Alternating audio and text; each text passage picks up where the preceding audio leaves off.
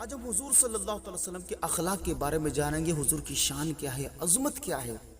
ہمارے آقا جنہیں یا ایھا المدثر خدا کہے, یا ایھا المزمل جنہیں خدا کہے, جن کی شہر کی قسم خدا کھائے, لا اقسم بہذا البلد, اے محبوب اس شہر کی قسم جس میں تم کیا ہو, موجود ہو.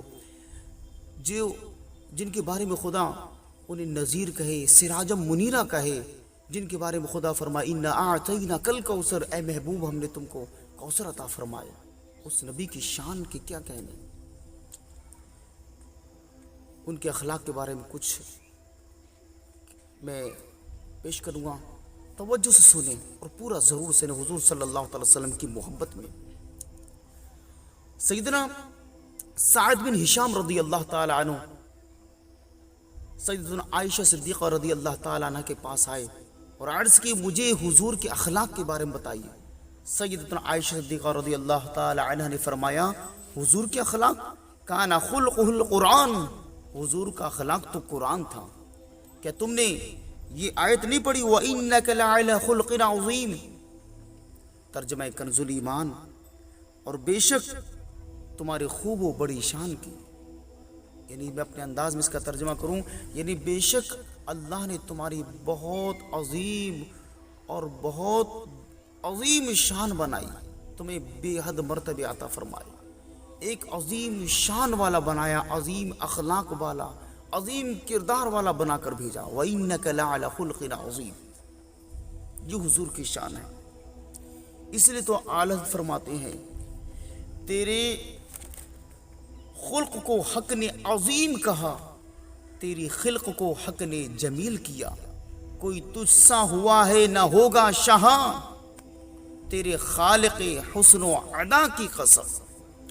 اللہ نے دنیا کے مال و اسباب کو تھوڑا فرمایا قل متاع الدنیا قلیل, تم فرما دو کہ دنیا کا برتنا تھوڑا ہے.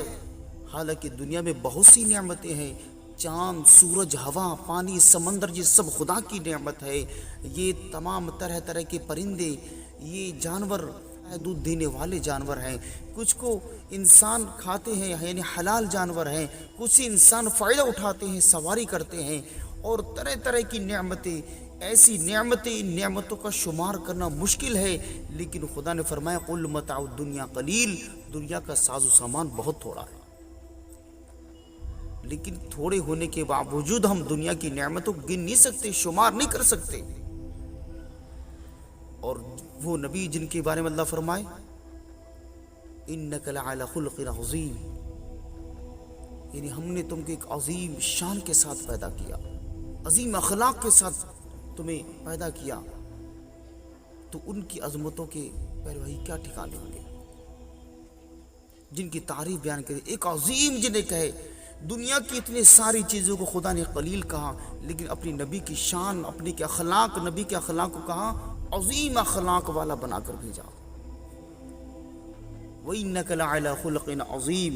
ایک چھوٹا سا واقعہ گوش گزار کرتا چلو حضور صلی اللہ علیہ وسلم کے اخلاق کریمہ کے بارے میں.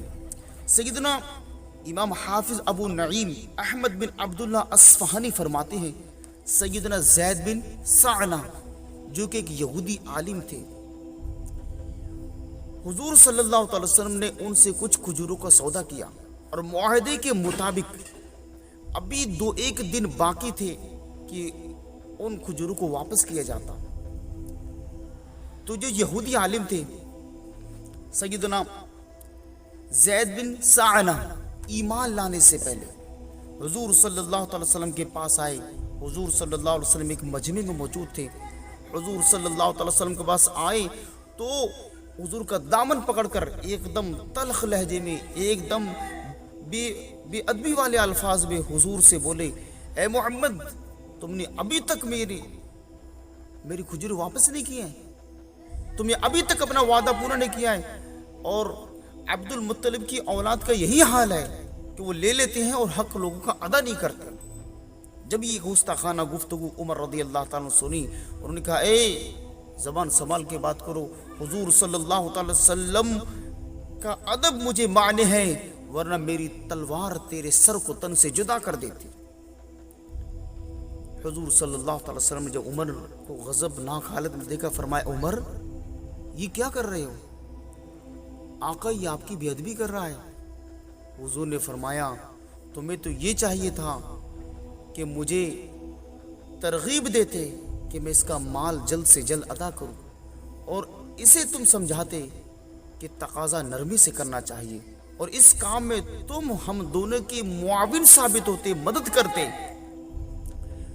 بہرحال آقا علیہ السلام نے فرمایا عمر جاؤ اس کی کھجوریں سے وہ لوٹا دو اور مزید کھجوریں دو۔ عمر رضی اللہ تعالیٰ نے حکم کی، تعمیل کی، اور آپ نے کھجوریں دی اور مزید کھجوریں اور دینے لگے۔ تو اس یہودی عالم زید بن سعنہ نے عمر سے پوچھا عمر یہ مزید کھجوریں کائے کی؟ سیدنا عمر رضی اللہ تعالیٰ نے فرمایا اس وجہ سے مجھے حضور نے حکم دیا ہے کہ تمہیں مزید کھجوریں دوں، کیونکہ میں نے تمہیں غضبناک نظروں سے دیکھا، تمہارے دل آزاری کی، تو تمہاری دل جوئی کے لیے حضور نے حکم دیا کہ تم مزید کھجوریں دی جائیں۔ تو اس یہودی نے کہا تم جانتے ہو میں کون ہوں؟ میں زید بن سعنہ ہوں۔ عمر نے کہا اچھا یہودیوں کا سب سے بڑا عالم؟ اس نے کہا ہاں میں وہی ہوں۔ تو عمر رضی اللہ تعالیٰ نے فرمایا کہ تم نے حضور کے ساتھ یہ بے ادبانہ گفتگو کیوں کی؟ وجہ کیا بنی اتنے بے ادبی سے پیش آئے؟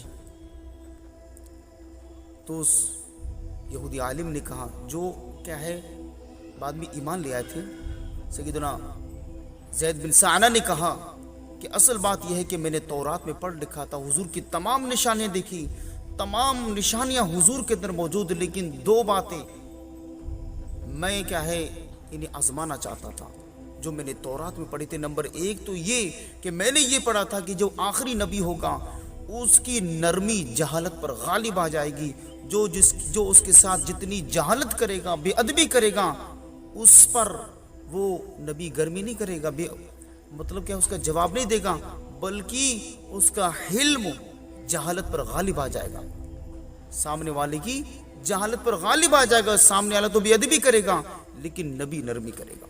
تو آج یہ بات میں نے آزما بھی لی، دیکھ بھی لی، بے شک نبی برحق ہے اور میں مسلمان ہونا چاہتا ہوں، حضور کے پاس لے چلو، اور میں ایک بہت مالدار شخص ہوں، تو اس لیے اپنی آدھی پراپرٹی، آدھا مال میں امتی محمد صلی اللہ تعالی وسلم کے لیے صدقہ کرتا ہوں۔ بس حضور صلی اللہ تعالی وسلم کی بارگاہ میں گئے اور کلمہ پڑھ کر مسلمان ہو گئے۔ یہ ہے پیارے بھائیوں حضور صلی اللہ تعالی وسلم کے اخلاق کی شان، کہ حضور کے اخلاق سے متاثر ہو کر بڑے بڑے یہودی کلمہ پڑھ کر مسلمان ہو گئے۔ کسی نے کیا خوب کہا ہے، دامن مصطفیٰ سے جو لپٹا یگانہ ہو گیا، دامن مصطفیٰ سے جو لپٹا یگانہ ہو گیا، جس کے حضور ہو گئے اس کا زمانہ ہو گیا۔ تو حضور نے اپنے اخلاق سے، اپنے حلم، بردباری، عفو، درگزر سے دین کی دعوت دی ہے۔ اسلام تلوار سے نہیں پھیلا، اسلام اخلاق سے پھیلا ہے، کردار سے پھیلا ہے۔ تلوار تو ظلم کے خلاف اٹھائی ہے، تلوار تو ظلم کے خلاف اٹھائی ہے، جب ظلم بڑھتا ہے تو تلواریں اٹھتی ہیں۔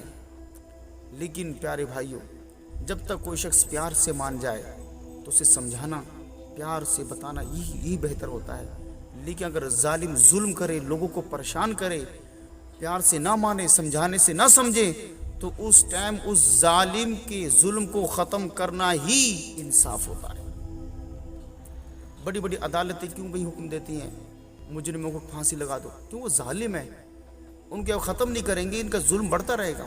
تو اسلام تلوار سے نہیں پھیلا، اسلام حلم، بردباری، اخلاق، پیار، محبت سے پھیلا ہے۔ حضور صلی اللہ علیہ وسلم کے اخلاق کا فیضان کاش ہمیں مل جائے، ان کا صدقہ مل جائے، تو ہم بھی کیا ہے پاک ہو جائیں گے، دھل کر پاک ہو جائیں گے۔